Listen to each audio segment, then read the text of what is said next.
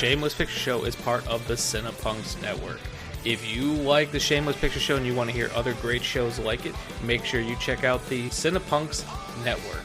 You can find them at www.cinepunks.com. That's CINEPUNX. There's other great shows such as Cinepunks. There's The Carnage Report, Cinema Smorgasbord, Fat Girl Hacks, Loud, Fast, Philly, Tomb of Ideas, and Twitch of the Death Nerve, and so much more. If you like punk rock and you like movies, make sure to go to www.cinepunks.com.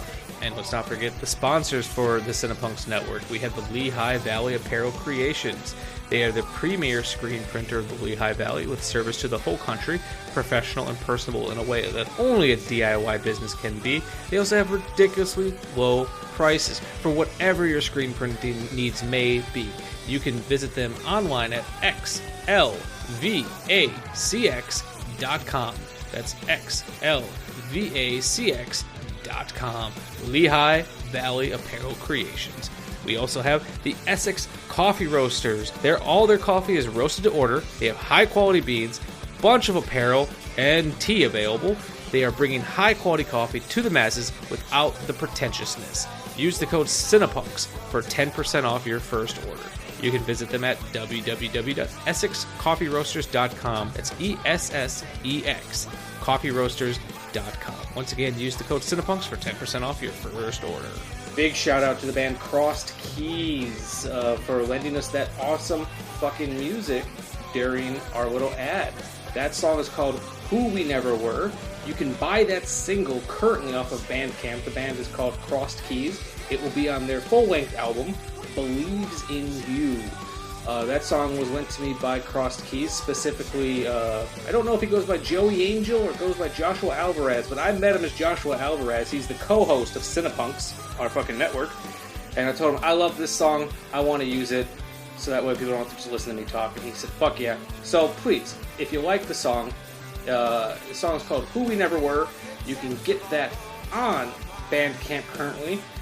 It's off of their album Believes in You. You can get the 10 song LP is out May 5th, Friday, May 5th. You can actually order it on vinyl right now. So go show them some love. This episode is also brought to you by Paramount Pictures. Paramount Pictures is a legendary producer and global distributor of filmed entertainment since 1912. Paramount Pictures' library consists of more than 1,000 film titles, with rights to an additional 2,500, featuring films by Hollywood's most respected filmmakers, including Martin Scorsese, J.J. Abrams, and Michael Bay, among others. Paramount Pictures' library consists of more than 1,000 films, including such classics as Star Trek, Godfather, and Indiana Jones franchises, Academy Award winners Braveheart, Forrest Gump, and Titanic, and current favorites such as the Mission Impossible and Transformers franchises. Paramount Pictures distributes its titles on DVD and Blu-ray through Paramount Home Entertainment. We are happy to have them. We fucking love Paramount Pictures.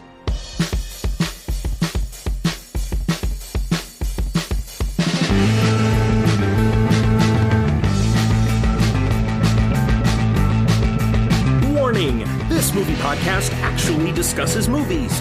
Be aware that it may discuss any of the following elements: endings, surprise twists, unexpected cameos, and all manner of spoilers. If this doesn't appeal to you, why listen to a movie podcast?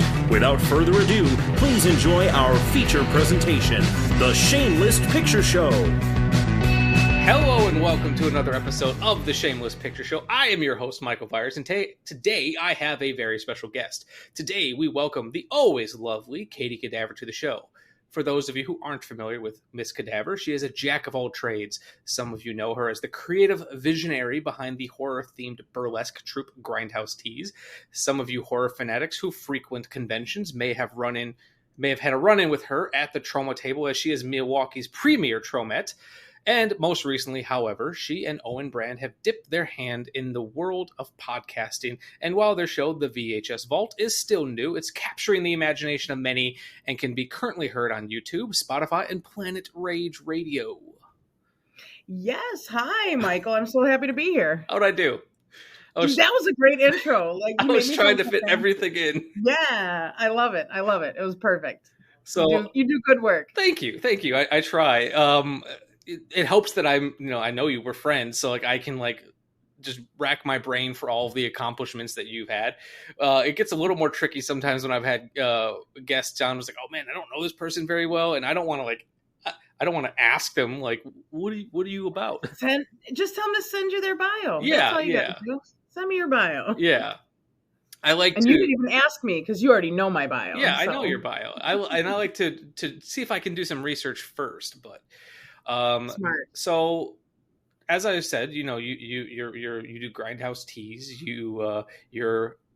Maybe there's another Tromette in Milwaukee that I don't know about, but I'm sticking with Milwaukee's premier Tromette. I am the premier. You might be the only Tromette too. Pretty sure. Yeah. Not including people who have jumped in and been a Tromette for a day, but you are consistently a Troma. I am, and I will be with Troma coming up in Indianapolis at Horror Hound and Mask Fest. Troma will be there with Lloyd signing autographs. So, come and see me over there. It's going to be a good time. That's August 18th through the 20th in downtown Indianapolis at the Indiana Convention Center. I was hoping to go this time, but we have some big trips coming up, so we had to. Priorities, Michael. I mean, really. Yeah, well, horror conventions should be a priority. But I don't have to tell you that. You already know. I'm going to see my grandmother who I haven't seen in 8 years, so I feel like that's kind of... Bring Grandma to Horror Hound. What's the problem? She's in Virginia, and I don't know if she'd ever left the mountain. Well... Actually, no. She left one time to go to Dolly World. So I know at least once she went to Dolly World. Well, she'd love Horror Hound. I mean, I think she would get a kick out of it. I bet. Yeah. And then maybe next time. Next year, maybe in March. And then take her to Cincinnati. I'm hoping to go to March. To the March one. We've already talked about it. And then next year I'm going to Alaska. What? Yeah. Are you? Yeah. For what? Amanda's best friend, Dusty, she lived with us for about a year. Yeah. She moved out to Alaska. Nice. And yeah, they live out there now, and we've been wanting to go see them, and they bought our ticket, which is awesome. Wow, that's dope. Yeah, so we're gonna go to Alaska, and we're going in January. So maybe after coming back from Alaska cold, it'll feel warm here. Oh my gosh. That's my hope. Yeah, no, honey, you're supposed to go to Alaska in July. I know, but ticket prices are better in the winter when no one wants to go. Because everybody's like, fuck, they're trying to get out of Alaska in January, not go there. Everything I know about Alaska, I learned from watching the Simpsons movie. And Dusty's partner that lives there with him confirmed that that's pretty accurate. So I feel like I'm doing pretty good. Well, you better bring your parka. That's all I know. I'll probably have to double up in the parkas. Yeah, one carry-on and one checked. Pretty much. So by the time this comes out, this will be a little bit more topical. Sure. You are gearing up for finishing the first season of the VHS Vault, correct? That's right. We are looking to have 20 episodes in the can by the time we've got season 1 wrapped up. And we're hoping to have everything wrapped up and aired, by mid-September. So tell me about the VHS Vault. Give me the elevator pitch as if pretend I don't know anything about this thing. Okay. Well, the VHS Vault podcast is basically just a couple of horror movie lovers getting together, talking about, some of these forgotten films, movies that you maybe haven't seen since you were watching VHS tapes as a kid or whatever, or stuff that just hasn't seen the light of day in a long time. And my co-host, Owen Brand, he actually collects VHS tapes. So he's got quite a collection for us to choose from. Lots of stuff that, he's bought and hasn't even seen himself. He's been waiting to watch it with somebody. Yeah. I know how you... collectors of physical media roll. Trust me. I've had my run-ins with plenty of y'all, so I know how that goes. But he's got tons of tapes that need watching and that we want to talk about. And, we connected over horror movies. That's what brought us together. Mm-hmm. So, our relationship started because we love a lot of the same movies, and that's what brought us together. So, being able to talk about it in a format such as a podcast gives us an opportunity to dig a little bit deeper than we might in a regular conversation, gives us an opportunity to share it with other people and get feedback. and, kind of just sort of scream into the void about old tapes that, maybe have been collecting dust somewhere down in the vault. And we also have some short episodes where we kind of talk about all matter of things having to do with horror movies. I've been digging into some of those lately, and those are fun. Yeah, those are fun little listens.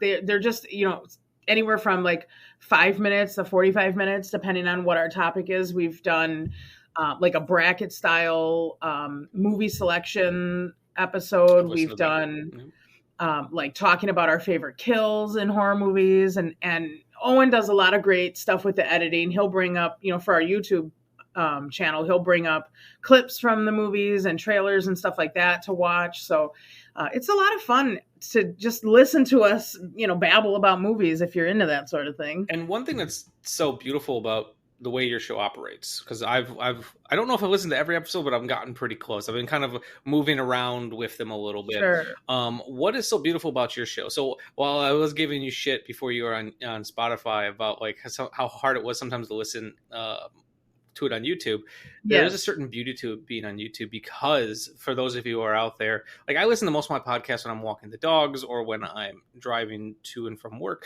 but I have found I like watching yours more so like when I'm on lunch or something, when I can actually watch the show, because as I was saying, what's so beautiful about the show is there's a couple things, but one thing that I really enjoy about it is the fact that Owen's adding these clips to it.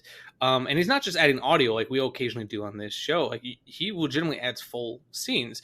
And, up until you guys get sued for doing so, it's a great idea, because there's, I don't know if I'm ever going to watch Decapitated, but I feel like I've watched Decapitated because I've seen the things that are worth watching from Decapitated. I just like saying Decapitated. It's fun to say. It's a fun one. Yeah. So it's like, it's not like, The Last Picture Show or Citizen Kane. It's not one of those movies that I feel like I need to move up my watch list, but hearing two people who are passionate for or against it, and seeing some of the better moments from the movies makes it feel like I've watched it. And what I've also been enjoying about the show too is, one, you both come at it from two very different worlds of knowledge. Like you're both horror fans, but you both have your realms of interest. Yes. For the things that Owen really likes, he is kind of an expert on those. And the things that you're more of an expert on, like the Italian films, which is topical for today's episode, and it's fun for both of you kind of to discover what the other one's about. And, and that's what's been fun for me, is because you both kind of come in with it with your own sense of knowledge and understanding, but then you guys will feed off of each other. And even when you haven't necessarily, it almost reminds me of this show a little bit, where even when you haven't necessarily liked something, one of you, you still try to find something that it wasn't a waste of your time. For sure. Yeah. And that's one of the things that I love about Owen and I talking about movies, because we're close in age, we have similar tastes, but yet we grew up on two completely separate parts of the country. So some of like our culture is different. What sort of brought us to some of these films is a little different, but we find that we like a lot of the same things about, so when we talk about movies, like we're not probably ever going to cover like the Friday the 13th movies or whatever, because like a lot of people are talking about those aren't necessarily movies from the vault. They're pretty popular, but in our short episodes we'll talk about certain aspects of these more popular horror movies, and like when we were coming into horror as kids, what kind of stood out to us, or things like that, and we really get to share sort of like our origins around this kind of stuff, and how it's different, but it's the same, sort of different sides of the same coin in a lot of ways. And that's what I really enjoy. And for some reason, we just have a really awesome chemistry talking about this stuff, and being able to do it like on the mic. It's one thing to sit and have a conversation with somebody, but he and I are really able to do it in a way that is conducive to a podcast. So that's really exciting for both of us, I think. Yeah, especially because like you've been on enough podcasts now, and now especially that you're co-hosting one, it can sometimes be intimidating just to stare at a microphone, or in our case, just staring at a computer screen and try to find an organic thing to talk about. Or or I'm sure you've watched a movie that you're going to be covering, and after watching it, you're like, man, we're going to get like 10 minutes out of this, and then you end up getting more. Like there's definitely back when Nick was on the show, there's been movies where we both sat down and be like, all right, let's see what we can do out of this. And then sometimes our best conversations will come from that. So absolutely.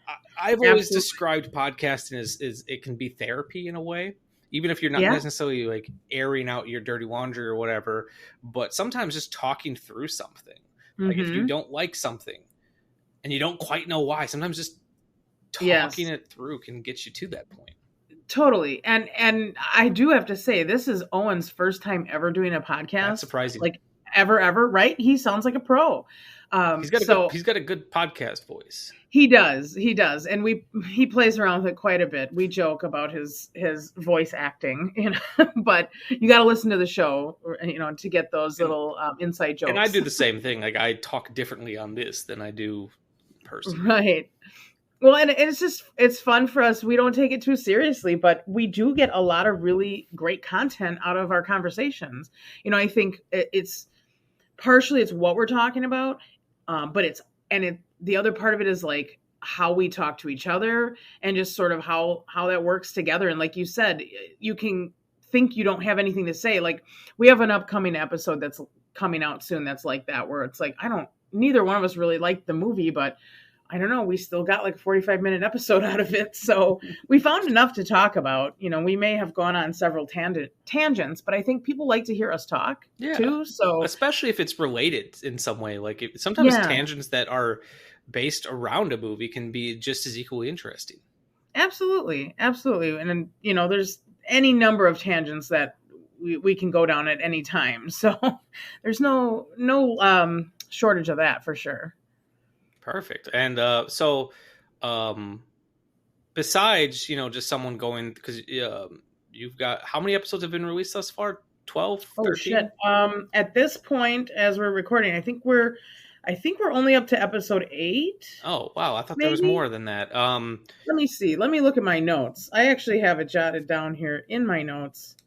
Well, the reason I'm asking, because, thankfully your show is still so new that someone can go and catch up very easily. It's not like my show where we've done 150 episodes. But if 8 episodes so far. If someone had to just jump in, if you think, like, what is an episode that you think is very indicative of what the show is? That, like, what's a good entry point for someone? Like me and Nick always said we thought our entry episode was, I think it was season 1, episode 5, Daddy Issues, where we both really kind of like talk about our love for movies and how we got to this point. So like, what if you had to pick one episode, be like, this is what we're about, what would you pick? Well, based on the episodes that are currently released, I mean, we have several in the can that still need to be edited and, released and stuff. But yeah, based on what's out already, the selection episode is a really fun one. That's like, I don't know, like a 40-minute episode or something where, we try to convince the other one about the next movie that we want to cover. And I don't know, I forget how many I brought to the table. Usually you bring extra more than the rules allow. The rules. Yeah, that's what I do. But we bring these movies to the table and we try to convince the other person. And so a lot of it is, talking about why we want to watch this movie or cover this movie or why we think the other person needs to see it, stuff like that. So that's a really good, that is our episode 6 is the selection episode. And then the other one that was really fun, episode 8, our favorite kills, where we highlight favorite kills from movies. That was a fun one. Yeah. A lot of screaming in that one, as you pointed out. And again, it just gives you a feel kind of for what we like as individuals, like what we're drawn to, kind of what makes us tick around horror movies. And we got some other short episodes like that coming out. The shorts are really good for getting to know us as, your hosts. Whereas when we do like a full movie review, we're more focused on that particular movie and elements of the film. But those short episodes is kind of how you can get to know us a little bit. So it's kind of 2 different feels. If you're looking for a short, quick, personal episode, those shorts are really good for that. And then, of course, if you want to hear about a movie, we got those too. Can I throw out a suggestion for a topic episode? I'm sure it's already been brainstormed already, but I mean, you can throw out suggestions. We're looking for ideas for season 2. Like I said, I'm sure this has been discussed at some point, knowing you and then the little bit I know about Owen. But it feels like a very logical episode to do favorite music moments. Yeah, absolutely. Whether it be like needle drops, something like Return of the Living Dead, where it's songs by popular artists, or just favorite score. Like absolutely, because Owen composed the theme song for the VHS. He did. He composed our theme song and our spoiler warning little ditty. I like that one.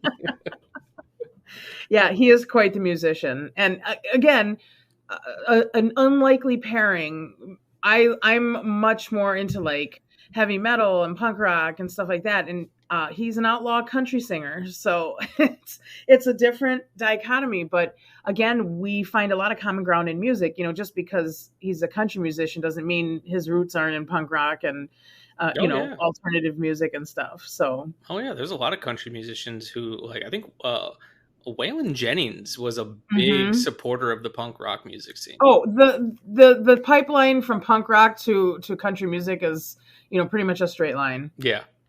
So it's a lot of the same stuff, and especially the kind of stuff he's doing. And he's really super duper talented, and I'm so grateful for his musical contributions, because I don't know, we'd have some generic theme song from some who knows what, like what would we use for music? We'd have to try to hunt something down, and instead he sat down and composed something himself in a night. Yeah, and put it together. It was like the next morning he's like, I got this, and it's like. And actually, I was wondering about that. I didn't know if that was something he had in the can already, or if he made it like in one night. So good. I'm telling you, that song gets stuck in my head every time I watch an episode, and then I'm just humming that for the rest of the day.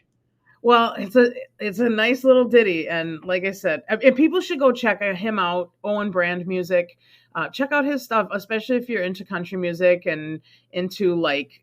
I forget what they call it, but he basically just plays it's him and his guitar, and he puts out some really awesome stuff. So go check him out. He's all over YouTube and Facebook and all that stuff. Yeah, I since he used to post all the VHS Vault episodes under his own page, I'm still subscribed to him, so I still get all the notifications when he posts new stuff.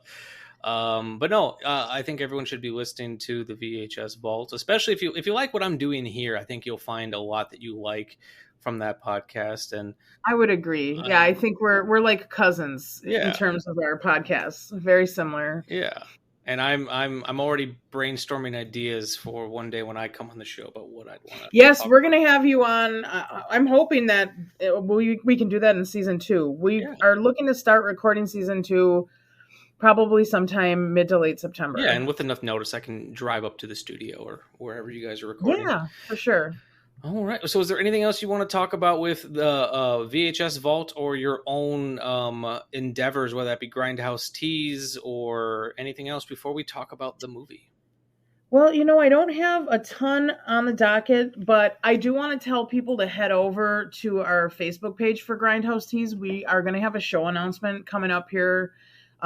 Maybe by the time this is out, the show will be announced already, but I'm keeping it a little hush-hush at the moment until we get things finalized. But we got a fun show coming up that will be early fall, so people can go check out our page and stay updated on that kind of stuff. Come and see me at Horror Hound if it has not already passed by the time this is aired. I'm hoping this will be out right. I'm hoping this will be out mid-August. Okay, yeah. So Horror Hound is the 18th through the 20th of August. So if you didn't miss me at Horror Hound, come and see me. And please just follow the VHS Vault on Instagram, Facebook, Spotify, Apple. No, I don't think we're on Apple Music yet, but we're working on it. Amazon Music. Wherever there's other places that we are too, YouTube, of course. And you also find out like once you get on one place, it starts becoming like easier just to pop up everywhere else too. Yep. So just go search for us on your podcast listening app of choice, and hopefully we're there. And if not, shoot us an email at vhsvaultpodcast@gmail.com and let us know where you'd like to find us, and we'll try to get over there for you. And like I said, I also think the YouTube version is kind of a fun experience in its own, because it is. You're kind of watching along with it's. Yeah, I like it. It's a lot of fun. Yeah, you can always. It's harder to make time for it, but I like it. Yeah. Well, we're always over at YouTube. If that's the least you can do, we're over there. But we're on Spotify too, and that's easy to throw us in your pocket and just listen. Definitely. So as I said, be sure to check out the VHS Vault. But the reason I have Katie Kadaver here on the show today is not just to talk about the VHS Vault. That's part of it. On today's episode of the Shameless Picture Show, we are crossing a movie off my shame list, which happens to be one of Katie Kadaver's favorite films. Yes. It has gone by many names, but I watched it under the title Beyond the Darkness because I cannot pronounce the Italian version. The Italian title is BUIO OMEGA. BUIO OMEGA. I keep wanting to say buoy. BUIO. So I'm just going to stick with Beyond the Darkness because I struggle with it. Beyond the Darkness is fine. I'm a little bit of a stickler with Italian films. I like to call them by their Italian titles, but that's just me. Beyond the Darkness is totally acceptable. I like it better than Buried Alive. I do too, because Buried Alive is like a total spoiler. So definitely. But anyways, and actually, funny enough, when I was researching this film, the thing I kept running into is, since the names for the characters in the version I watched was dubbed is different than their actual names, I'm going to be floating in and out between character names between their Italian version and what their names were in the dubbed version. So they're the character names, not the because for example, Francesco, it was just Frank.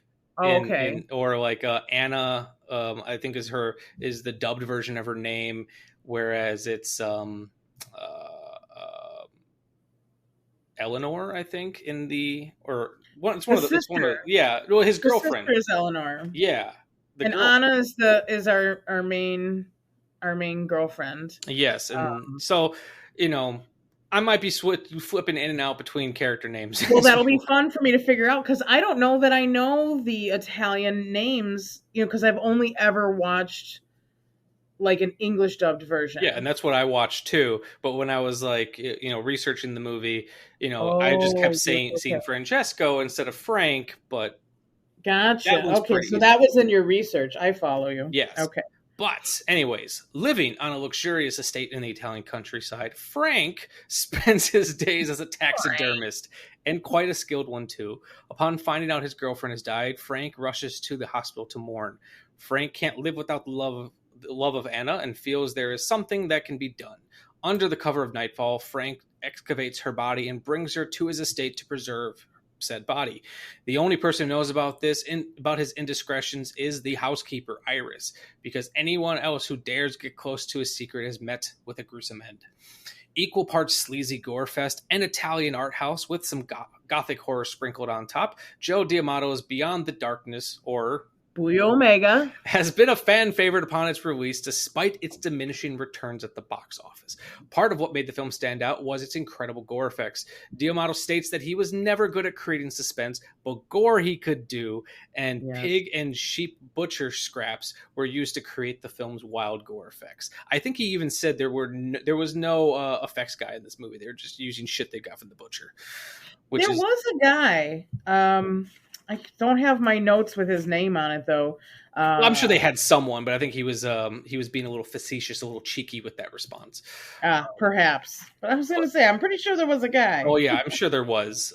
But Beyond the Darkness is based on the Italian film The Third Eye from 1966 and was written by screenwriter, I'm going to fuck up all these names, Ottavio Fabri, with music by Italian prog rock band Goblin.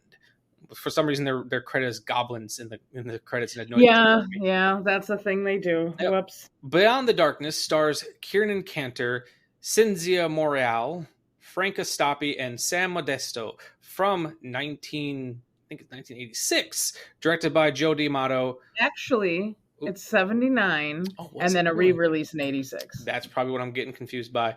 Well, from 1979/1986, directed by Joe D'Amato, who also serves as the film's cinematographer, this is Beyond the Darkness. Ladies and gentlemen, if you are easily frightened, we advise you not to watch this film. On the other hand, if you enjoy the violent emotions, this film is for you.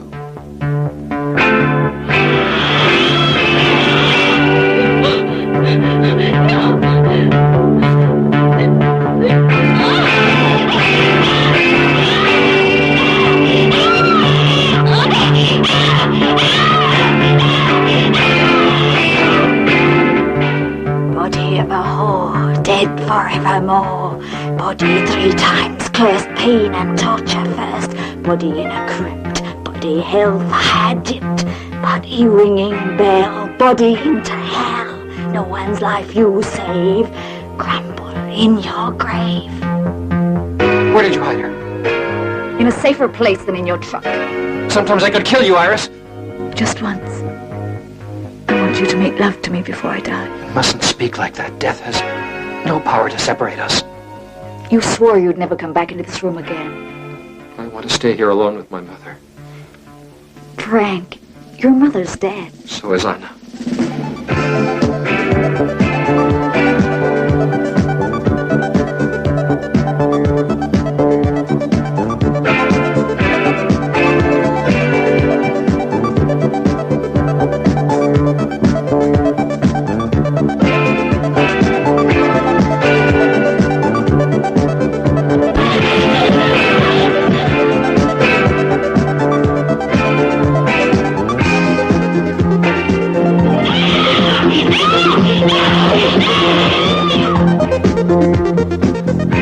Got to get rid of your stupid little toy. Do you understand me, Frank?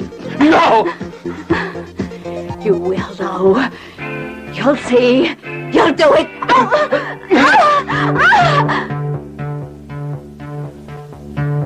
The young girl was reported missing 3 days ago. When last seen, she was in this area. Did you see anyone then? No. Who are you? Police.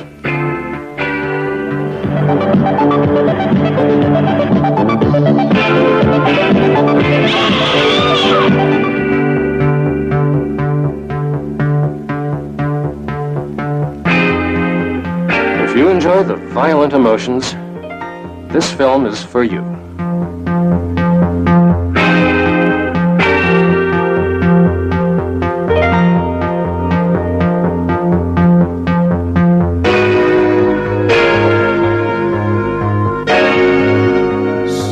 As I said, when we first started becoming friends around the time that I was on Inside Movies Galore, Yes. we started just talking about our mutual admiration for Italian horror.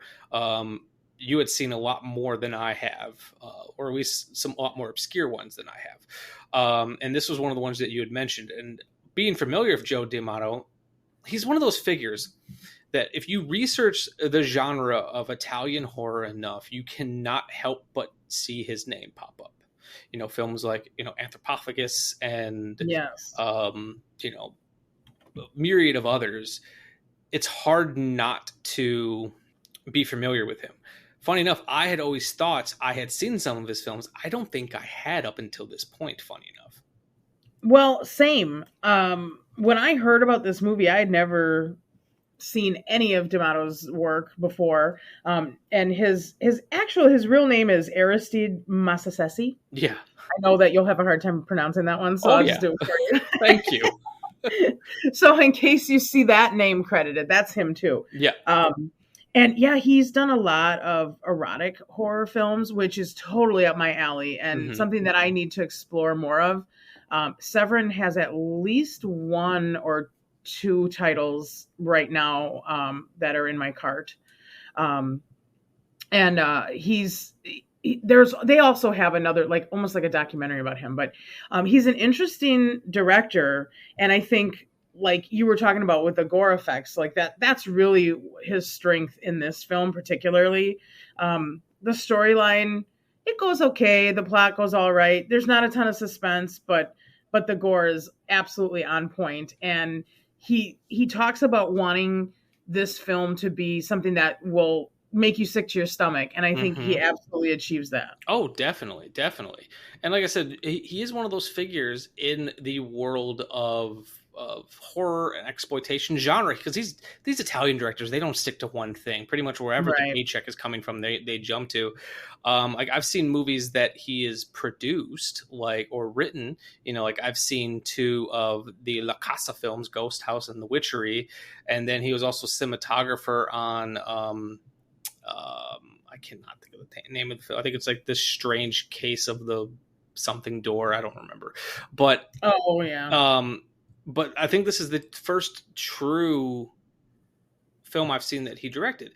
And when the movie began, you know, I was kind of like thinking kind of what you were just saying, where as the story first starts progressing, I was like, you know, this is fine. It's kind of what I expect, because a lot of these Italian films, they sometimes have a similar vibe, a similar feeling, and a lot of times story is not always their strong point.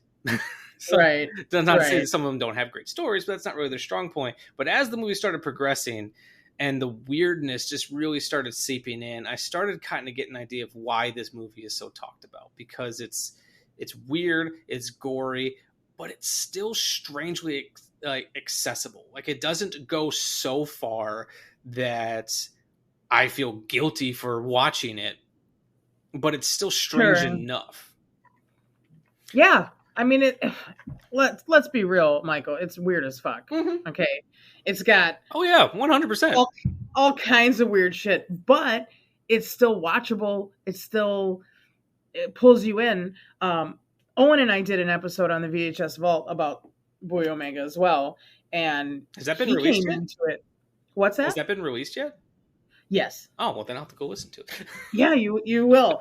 And he talks about how, you know, at first the feel of the movie is like, you know, kind of that washed out 70s. He's like, I wasn't really feeling it. But I don't know if we were 10, 15 minutes in and he was like sold on it, just because, you know, what comes up right away, it gets into it pretty quick. So. Yeah, because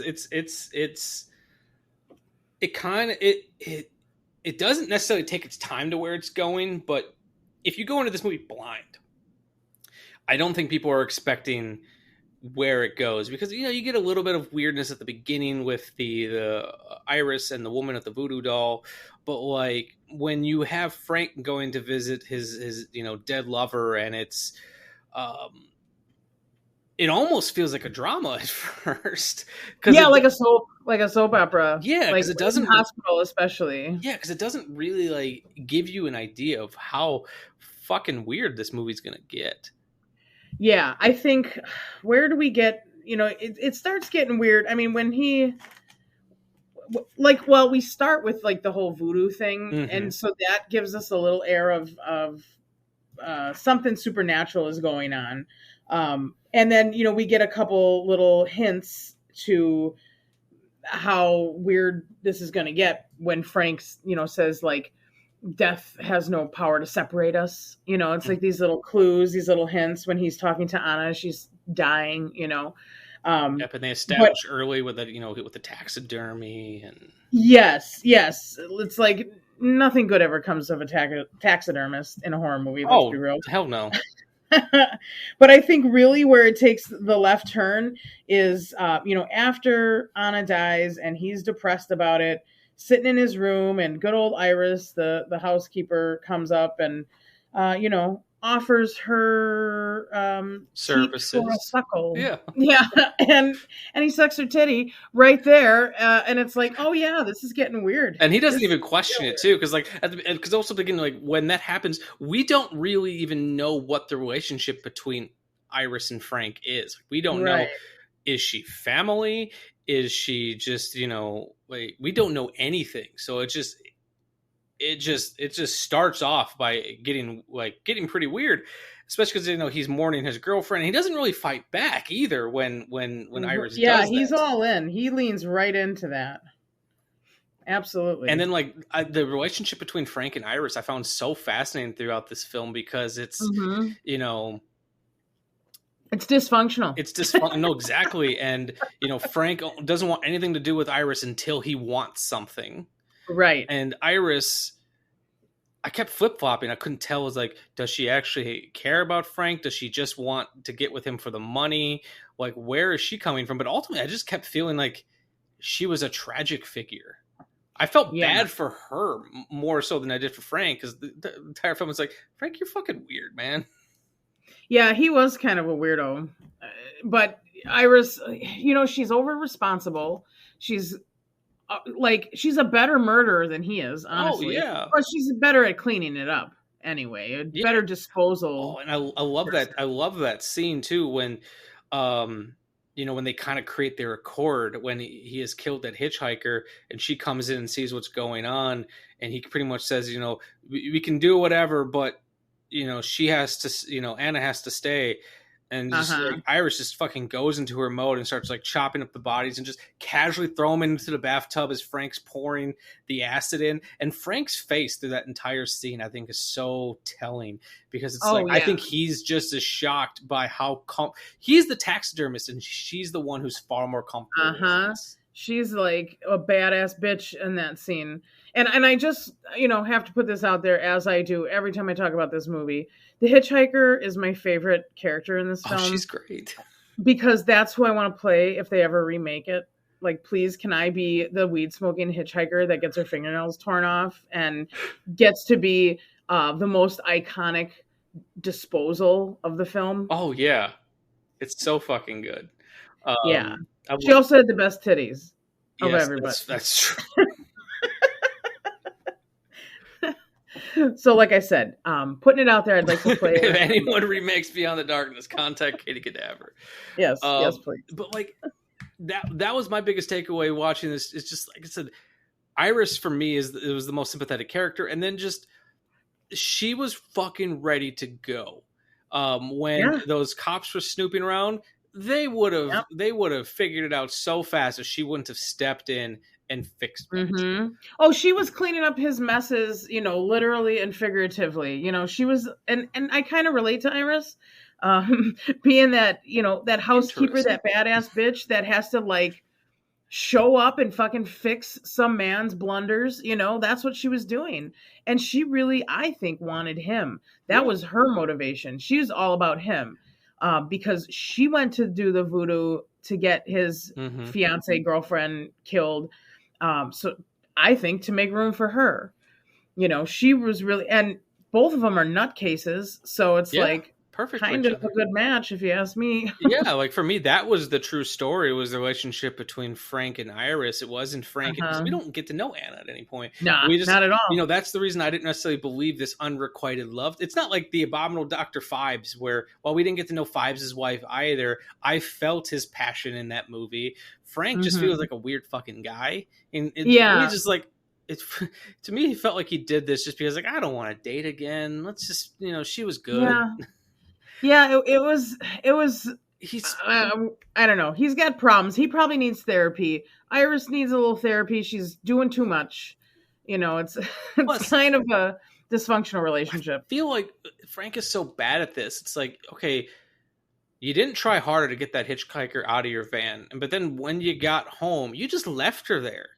Right. You're gonna go, chop up your girlfriend and everything, like preserve your girlfriend, and you're just gonna leave her there. Like, she's gonna wake up and be really fucking hungry if she smoked that much. Yeah, no kidding. Yeah, it was not well planned out. He had one focus and one focus only. Didn't care about the sleeping bitch in his van. No. And I mean, she also didn't do a really good job of getting away from him when she had a chance to escape, and she turned around and ran back, which is how she ended up getting her fingernails pulled off. It was just a lot of bad choices had by everybody. But that's probably our most amazing scene of the film. The gore effects in that scene, as you mentioned before, top notch, and I think out of all of, and I've seen a lot of fucking horror movies. I'm a gore horror, so I'm watching for this kind of stuff. And this one, especially for an Italian film of that era, nails it. I mean, the blood looks amazing.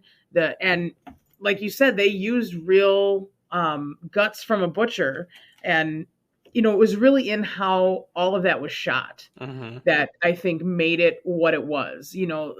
In that era, you're not zooming in on flesh cuts and stuff because you're cutting through fake latex or whatever. But in this one, they were able to get, that pigskin and really cut into it. And it looked real as hell. And just the way it was shot and the way the sounds, the guts splattering. The work is so good. Yeah, the pail of entrails with the metal bucket with the guts dropping into it, the brains being sucked out of her nose. That sound in that sequence was just so grotesque. And like, I remember because a Amanda was like playing The Sims or something when I was watching this. At one point, I go, "Is that how they remove people's brains?" It's like it's the worst looking smoothie. Yeah, dude. Ugh. Yeah, super gross. And we get all of that, and it looks super real. Like, I'm sure back in the day, people absolutely believed that they really killed somebody. Yeah, because if you have people like, Herschel Gordon Lewis in 1966 doing something like Blood Feast, which I still love, but if you look back on it now, it doesn't hold up necessarily. But like almost 15 years later, and then they're just fucking chopping up pigs. Yeah, I'm sure people lost their fucking minds. Absolutely. And it looked great. And really what D'Amato nails around all of that is then we move on to our disposal scene, which is fucking gross too. Like, arguably the body disposals are a bigger deal than the kills in this film. How they dispose of the killed people. And we get the iconic bathtub acid disposal scene with Iris's badass just chopping the shit out of this favorite bitch. scene in the movie. I'm just throwing it out there. That's my I mean, scene. It's iconic, and iconic imagery of her skull, floating up in the bathtub and whatever. It's on the Blu-ray that I own. There it is. Yeah. There it is. It's also on an enamel pin that I have on my vest. I also have a air freshener hanging in my car with the same picture on it. It's so cool. Iconic imagery. Thanks, Severin, for making that shit for me. Not just for me, but feels like it was just for me. But anyway, so we get all of that. We get that disgusting, like, taxidermy scene, and then the disposal of the hitchhiker, and then we get fucking dinner after that, some sloppy ass dinner. Oh, and that Iris scene was so gross. shoveling it in her face. Yep. Well, if you didn't feel like puking after that, right? Like, and that was absolutely what D'Amato was trying to do. He was trying to gross people out, and I think he absolutely succeeded in how he put those scenes together and how they played off of one another. Mm-hmm. Yeah, it's very smart editing. Like, so from the little bit of stuff that I read about D'Amato, he seemed to be pretty. He knows who he is. He knows what his skills are. But what I don't think people are talking about enough is D'Amato's. Granted, I just have this one movie to go off of. But his juxtaposition of images and how he puts scenes together, or like I said, the reason that bathtub scene is my favorite is not just because the gore effects in that scene are so great, but you have this really gory, kind of hard to watch scene, but then you also just have these really interesting character dynamics at play. You start, because up until that scene, you just believe that you believe that Frank might, but he might be some, cold-hearted killer. And then you get to that scene and you realize, oh, maybe he doesn't necessarily have the stomach for this that he thought he did. But Iris does. And there's just an interesting back and forth. And then when you're cutting, like you said, to that very next scene, just to show how fucking ruthless she is, where she's just eating this gross slop and is unaffected by it. And Frank's like losing his lunch. Yes. It's great. And then there's another, it's not necessarily, it doesn't have the shock value that this scene does, but there's another iconic dinner scene later on, which is my reason for thinking that Iris is the most sympathetic character, when she invites her, I guess, family and friends over for like, their engagement. And everyone is just kind of shit talking her in a way. Like, oh, we never thought Iris would be able to, would beg herself a rich man or anything like that. And you start getting like, oh, this is why she's kind of fucked up, because she has this family or friends, people who she thought are close enough to invite to her engagement party, don't even have much to say about her. Right. In a positive way. So, and that's really how Frank treats her through this whole film. Yes. She saves his ass over and over, and he shits all over. It's like, she's a glutton for punishment. This is your classic. She needs some self-esteem. She needs some therapy. She needs to take care of herself instead of trying to take care of everybody else. But, I love the tension between the two of them in the bathtub scene too, where it's like, again, you can tell Iris is taking care of business and Frank is just like, he's a baby. He's not ready for all of this. And there's that tension between the two of them where she's just like, step up, dude. Like, we're doing this. And she proves to be the badass, really. Yeah. And that's what these elements combined with the just intense gore are what I found myself really liking about this movie. Yeah, and the cannibalism adjacent, the necrophilia adjacent shit that goes on, like, yeah, like those elements. There's that scene where he's like pulling out her insides, and he pulls the heart up, and it's like he kisses it. I'm like, okay, that's fucking weird, but okay. And then he like starts to like nibble on it. He bites that motherfucker. Yeah. He takes a bite out of that shit. And he also, when he kills the jogger, he bites her face. Yeah, I forgot about that. And he like chews that shit and swallows it. He doesn't just bite her. He fucking eats her flesh. So he's got some weird tendencies there that start to come out as he starts killing more people. Yeah, and it's you mentioning how Iris is just both literally and figuratively cleaning up people's fucking messes becomes even far more apparent, because Frank, he like loses himself in like these like moments of like, I don't even want to call it a crime of passion because that's giving him too much fucking credit. He just kind of loses himself in these furies, and he does these things, and then once he kind of comes to and realizes what he did, he can't fucking handle it. Yep, and Iris is there to pick up the pieces, literally. Yeah. And I just chop up the pieces. I get the feeling that even before it was as extreme as, you know, helping him clear out bodies. She's been doing this for ages. Yeah, and that's what endears her to him, I think. Mm-hmm. She feels a sense of responsibility over him and sense of ownership. And, you know, there's this weird Oedipus complex happening with him. So, yeah, it's, you know, you can really kind of dig in, for this being a sleazy Italian horror movie, you can really kind of dig into these themes quite a bit. And I credit D'Amato with that. Yeah.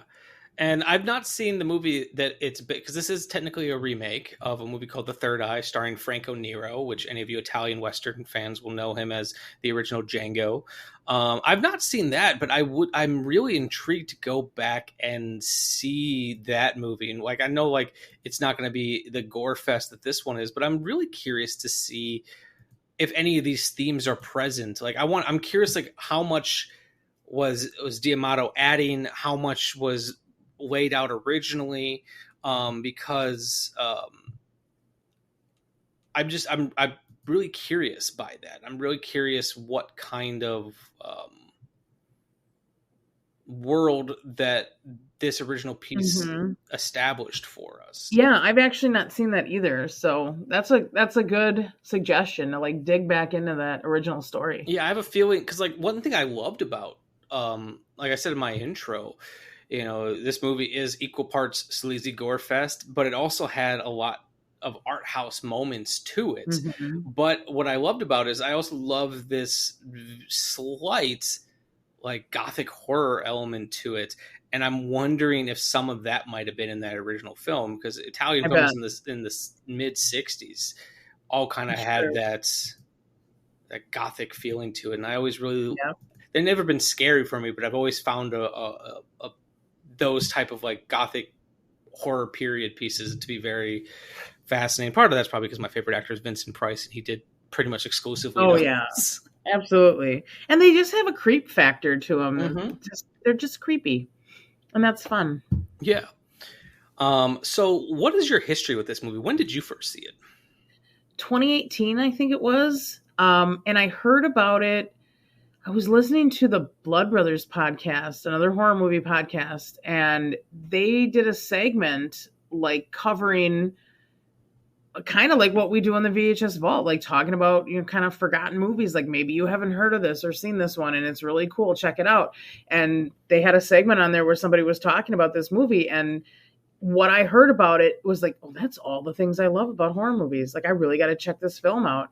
And at the time, it was really easy to find on YouTube. And I found a decent version on YouTube, and I watched it, and I instantly fell in love with it and had to have it. And luckily, Severin had put on a whole package, a deal with the Blu-ray release. I got a T-shirt, a poster, the air freshener for the car, the enamel pin, the whole deal. So, yeah, it was like love at first sound. The first sound I heard about it, I was like, I'm into this movie. And of course, Goblin doing the score for it was perfect. And I love that. It also, the Blu-ray comes with the audio of the entire score of the film too on CD. So that's awesome.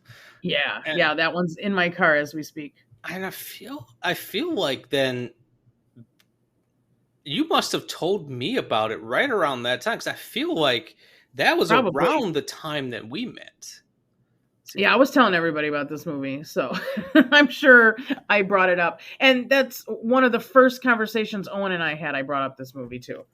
And so the fact that we got to finally talk about it was cool. Would you say this is like one of your like benchmark movies where you can really kind of determine how much you're going to get along with someone based on their feelings about this movie?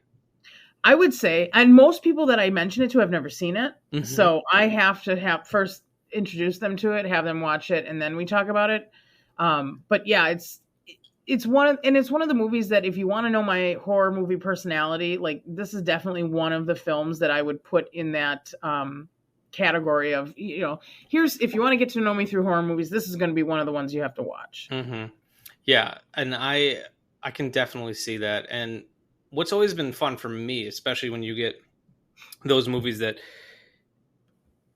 are so ingrained in your personality, sometimes I don't even care necessarily if someone likes it. I just want to have a good conversation about it. Like, yeah, like if if I have one of those movies and someone absolutely hates it, it's like, that's cool. Let's talk about it. Yeah, for sure. I would be a little butthurt to talk to someone who hated the film probably because I love it so much, but I would still probably talk to them about it. Yeah. They can be wrong. It's fine. And so this is a movie that I knew the title, more so the Italian title, because even if I can't pronounce it, you don't forget a title like that. Because Beyond the Darkness is a pretty generic title. It is, and there's a million other movies with that name. I feel like there was probably like you could have done a whole section at some mom and pop video store of just movies with Beyond the Darkness or some variation of that title. Yeah, for sure.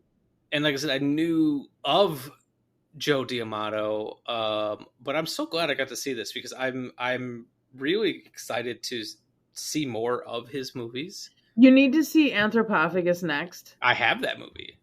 Yeah, you need to watch it. Okay, because it's different. I think it's not as good as BUIO OMEGA, but there are some pretty shocking moments in that one. If you want to talk about gore and what D'Amato can do with gore effects to make you feel like throwing up. There's a very iconic scene. Oh, I saw it in your episode. You saw it in my episode. So it's definitely a worthwhile watch. It's a different feel. But again, it's set in Europe. There's a lot of elements of that film. It's a little bit more nautical, which is kind of fun. There's a water element to that one. I think it's a worthwhile watch. I think nautical horror films there's not a lot of them. Like there's in the grand scheme of things, there's been a lot of them made, but like there haven't been a lot of like truly memorable ones. And I think it's a missed opportunity. It's just something just inherently scary about the water and boats.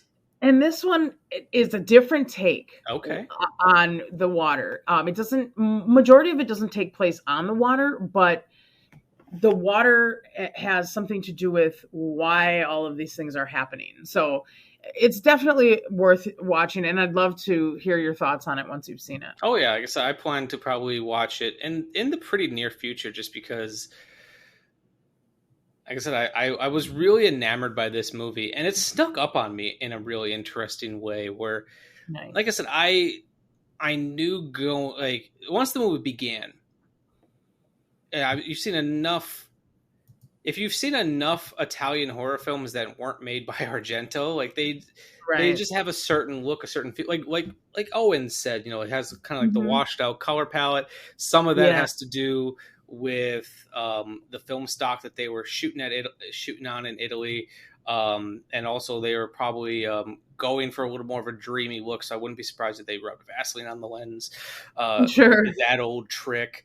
So it just kind of had a certain vibe to it. It was finding out that Joe D'Amato also shot the film. which is actually kind of crazy, like how much handheld shots they had in this movie for the time period that it was made. It feels very run and gun, and not necessarily in a bad way. But like I was like, okay, I kind of have an idea of what this is going to be, because I've seen other Italian films that have a similar type of opening that don't work as well for me. Mm-hmm. But this movie did definitely sneak up on me. And on this show, we like to talk about like a moment in the movie that is your Thrill House moment, the moment that kind of like sold you on it.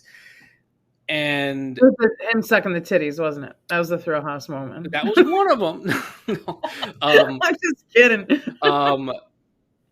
My love for gothic horror films, like once he got to the point of like digging up her grave and the way that scene was filmed, I'm like, oh, that's, grave digging. That's an old gothic trope. Oh yeah. But like I said, for me, it was truly that bathtub scene, because it's like in that moment you get the height of storytelling from Joe D'Amato. Say what you want about his oeuvre as a filmmaker as a whole. That scene showed that he always had his fingers enough on the pulse and on story and character to know what he was doing. You had that combined with just a really fucking grody death. And I was like, okay, whatever he shows me from here on out, whether I love it or hate it, I'm fucking in. Yeah, I feel the same way. And I would have to say my Thrill House moment is probably the same scene, and it's the buildup right before that, because we get that iconic taxidermy scene, which is like already you're like, holy fuck. But then we get the bathtub scene right after that. It's like the hits just keep on coming. And that's where, if you want to talk Thrill House, I think that's where it really comes through, having it, on the heels of what we just saw. Yeah. And Joe D'Amato said that he doesn't feel like he's very good at directing suspense. And I can see why he's saying that, but there is a moment in this film, like a scene in this film, that I thought actually had some really nice moments of suspense. It was throughout the film, he is being pursued by this guy who works at a funeral home who believes that he's up to no good. Mm-hmm. And through multiple different moments, he's trying to sneak his way onto the property and look around. But there is that scene, I think it's the second time he gets on the grounds, and he finally finds the bedroom that Frank has kept Anna in. And you see the bed because throughout the entire movie, Frank just pretty much puts Anna's body in a bed and puts a sheet over it until he wants to ogle her again. And he gets up to that bed, and you see that there's something underneath the covers, and he pulls away the covers, and there's nothing fucking there. Yeah. Yeah. And then, if I'm remembering correctly, her body is like in a closet. Yes. And that's a jump scare moment. Yeah, but it's a really well earned jump scare moment, because it's just this great bait and switch moment. And I was like, Joe D'Amato, I think you're being a little hard on yourself. I think you're better at this than you expect. Just because you made 13 movies in 1988 or 1998 does not mean you don't know what you're doing. Yeah, no, he had some good moments in this one. It kept me entertained, and it still keeps me entertained every time I watch it. Yeah, because like when I went into watching it, because like I said, you've seen enough Italian horror films, you kind of have an idea of what to expect from the vibes of the film. Sure. And as much as I love them, sometimes I just have to be in the right headspace for them. Absolutely. Especially if I'm going to watch. I also didn't know if this was going to be subtitled or dubbed, and if I'm just not in a very paying attention mood, I will just lose interest. So, but I was like, okay, I got to watch this movie. I want to watch it with enough time, so that way, in case I, for whatever reason, can't focus on it tonight, I can watch it tomorrow or whatever. Yeah. Because I'm a big proponent of watch what is right for you in that moment.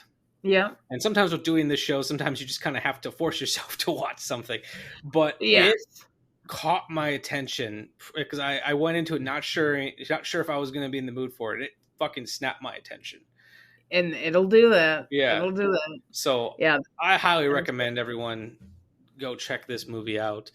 Like I said, I feel like we're kind of wrapping up here a little bit, but was there anything else you wanted to talk about with Beyond the Darkness? Things that you like, things that maybe you didn't like as much, or just overall thoughts, or even just, other Italian horror films that you love?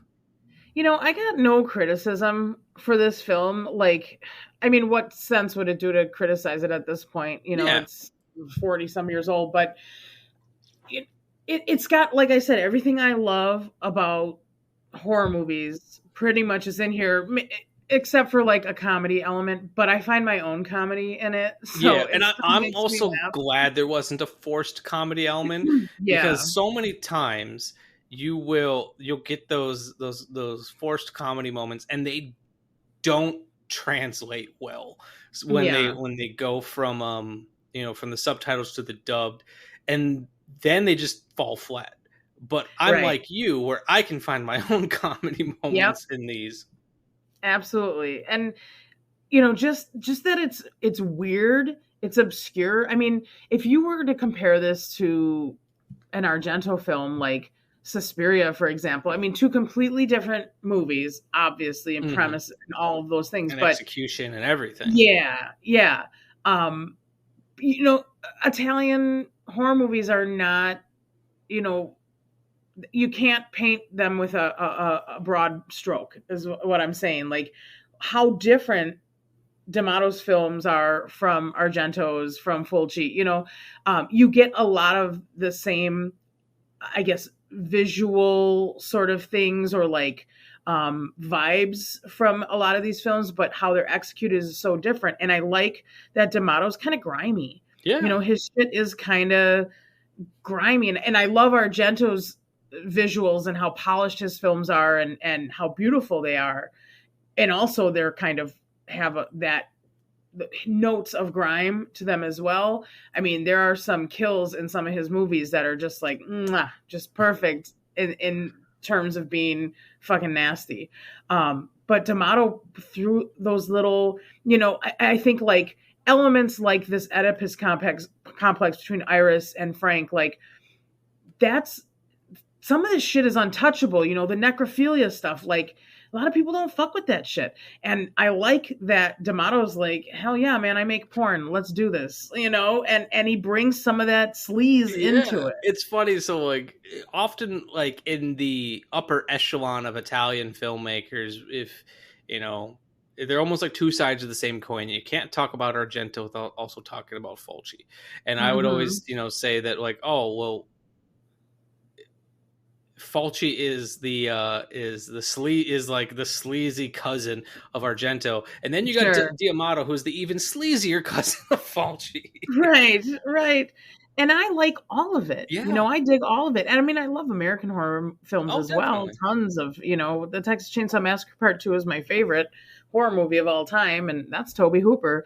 And what I love about that is how Tobe Hooper comes back from making one of the most influential horror films of our time to then his sequel going completely the other direction and basically making a sleazy horror comedy that's like trolling the audience with it. Yeah, it's lovely. I love that shit. I do too. And you know what my favorite thing I have found about the Italian horror world is? They are endlessly watchable because so many of them feel like a fever dream. Yes. Where I have seen Deep Red so many times, but gun to my head, I could not tell you what the fuck that movie's about, because it's like after I watch it, I'm like, wow, that was wild. And then I kind of forget what it was about. And then it feels like every time I watch it, it's like watching it again for the first time, because like, shit, that's what this movie's about. I fucking love Deep Red. I'll talk to you about that movie all day long. I love that movie. I love the music. I love the storyline. I think that is how we met, was on a Deep Red episode of Inside I think you're right. Yeah. I fucking love that movie so much that I might even like it better than Suspiria at this point. Like, Suspiria has a lot to love. The music and the visuals and all of that stuff is amazing. There's some badass kills in that one too. But there's something about Deep Red. I don't know. Profondo Rosso, if you will. I like my Italian titles. I know you do. But yeah, I don't know. There's just something about that movie that gets me every time. And really, I think it's so close to my heart because of the reveal of the killer. We won't spoil it for people who maybe haven't seen it, but it's so good. It's like the second time I watched it, I also forgot about it. Yeah. So like when it came up again, it it was just so well done. And honestly, like the way that you feel about Deep Red, I almost feel like you don't forget the first Argento film that turns you on to him. Mm-hmm. And that's often how I feel about The Bird of the Crystal Plumage. It's like, no Mm-hmm. matter how many of the other films I love by him, that's the one I keep going back to because that's the film that made him click for me. Yeah, it's the warm, fuzzy movie for you, in a way. Like, and I feel like it's kind of like Deep Red for me. I don't know. I get in these moods where it's like all I want to do is watch Italian horror. Like, I just want to be, transported to that time period, to the visuals. Like the sets are gorgeous. These buildings and the architecture and the style of the way that everything looks. Like, I don't know. I dig it, and I dig the vibes, and I love the music. I mean, Goblin is amazing. I dig all of that stuff, and it's a whole vibe to me that, I don't know, you just can't find it in other films quite like that. So yeah, that's what I like about Italian horror. But I love a lot of horror movies, and each kind of subgenre, I love certain films for different reasons, and I think the artist in me loves Italian horror because it just feels a little bit artsy, art house, like you said. And I think that's what really appeals to me more than anything. So before we wrap up, this question just came to my mind. If you had to do a burlesque piece for this film, do you think you would have any ideas? You don't have to necessarily spoil what you would do. Absolutely. I mean, hello, who are you talking to here? I've thought about it. The question is, have you done it? I haven't done it, but I've thought about it. And the only reason I haven't done it is because this movie is too obscure. The audience would not get it. And as much as it doesn't matter if the audience gets it or not, I get all that. Part of what I have, my time for creating is obviously limited, right? So I like to go with things that are easily understood for the audiences that I have at this time. I have a Hell Comes to Frogtown act in the back of my head. I have notes on a Deep Red act. Yeah, I have all kinds of acts that I would love to do, but that the audiences that I have at this time are just not going to get it. And so it's a lot of time and effort to put into something that won't fully translate for the audiences that I have available to me. That makes sense. If I was doing a burlesque show for a horror convention, that's a different story because I know that my audience is going to understand these references. Or at least more people than not will get it. Yes. The return on the investment is going to be greater if my audience understands the film that this is inspired by, gets the reference. My Texas Chainsaw Massacre act, people get the reference. Mm-hmm. My zombie number, people get the reference. These are iconic images that even if you don't like horror movies, who the fuck Leatherface is. So, these things translate just a little bit better. But, it's not to say I won't ever do it. Because I love the music from the movie, and I would absolutely pick something, from the score, at least use that in some way. Typically in my numbers, I combine music or dialogue from the film with, the song that I want to dance to. If it wasn't in the film necessarily, it relates, whether it's the lyrics or something like that. I'm actually just getting started on conceptualizing something for my next show. So I'm just in that beginning phase of like, how do I want to put this together? What story am I trying to tell with this number? And there's a lot of stories that can be told about horror movies through burlesque. And what I like to do often is take horror elements and act them out in my burlesque, but bring other elements in. My Texas Chainsaw Massacre act is commentary, of course, on the film, but also I have a victim in the film or in the burlesque number that I kill as part of this. And part of that is me sort of playing out like killing the the conventionally attractive woman that society has told me that I should be, and that if I'm not her, I'm not acceptable, and me basically killing that and being my own version of beautiful in this number. And it gives people weird boners, but it's a lot of fun, you know, and I get to do my thing. I get to put my spin on, you know, one of the most iconic horror killers of all time and my favorite villain, Leatherface. So who's to say that I won't come up with something for BUIO OMEGA in some way, or at least use the music or some of the elements. You know, I could do some necrophilia on stage, perhaps. Who knows? You got to stay tuned to find out. Well, that was a beautiful answer. Thank you very much for coming on the show with me. Oh my gosh, thank you for having me. You know, I'll come back anytime. I know. And now that it's pretty much just me freewheeling for the foreseeable future, I probably will take you up on that a little bit more often. Let's talk about movies. You know I'm good for it. Oh, definitely. Before we go, is there anything else you wanted to pitch, plug, or re-mention? I just want everybody to go follow the VHS Vault podcast. We are really excited about this. We got our first season in the can almost. And, you know, for a first season, two of us just sort of flying by the seat of our pants, having never had our own podcast before, I think it's turning out really good. And I think people are going to be excited about it, but we got to get the word out. So that's really my focus right now, is trying to get people to listen and to give us some feedback, you know, rate us, send us an email, you know, hook up with us on social media, DM us on Instagram, whatever. Like, if you like what we're doing, let us know. And if you don't like what we're doing, I mean, I guess let us know too, but like, you should really like what we're doing. The best review I ever got for my show was actually a negative review. Really? Back when Nick was, when we were on public access radio or public access television in Maryland. Yeah. I might have to cut this story out. No, he's not on the show anymore. I don't have to cut it out. There was a guy who, because he'd always put us on late night because we swore, and even though he had to painstakingly go through and edit out all my swears, so I would intentionally swear more.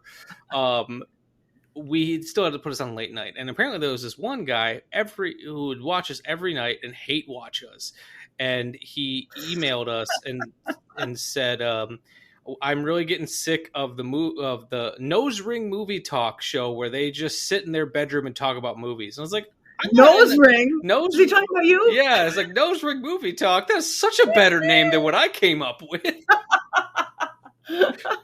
Wow. Well, then I hope he watches our YouTube videos and calls us Mohawk and Country Singer Movie Talk. And I'll sweeten the pot for anyone. If anyone out there who's listening likes the VHS Vault podcast and screenshots it and sends the image to me, I'll send you a free sticker. Hey, how's that for some promo? I like it. And then I will say this to you. If you and Owen can record like a little, like 30-second to minute trailer with a little bit of music, I will put it on the next couple episodes. Hell yeah. We got you. We'll do it tomorrow. Perfect. Well, thank you very much, as I said before. And I don't know if I quite like this ending of the show, but stay tuned. Shame Time, Shame Place, Shameless Picture Show. Bye. The Shameless Picture Show is recorded in Milwaukee, Wisconsin and Easton, Maryland, and is hosted and produced by Nick Richards and Michael Viers. Today's episode was edited by Michael Viers. Our opening theme music was written especially for us by The Directionals, with narration by Zach McLean. The end credit music you're enjoying at the moment was generously provided by my friends in the band 10 Speed. The Shameless graphic design is masterfully done by Amanda Viers. An extra special thank you to all of our Patreon supporters and to our generous sponsors. We are on Spotify, Stitcher Radio, iTunes, Google Play, and Libsyn. You can find links for all these amazing people in the description below.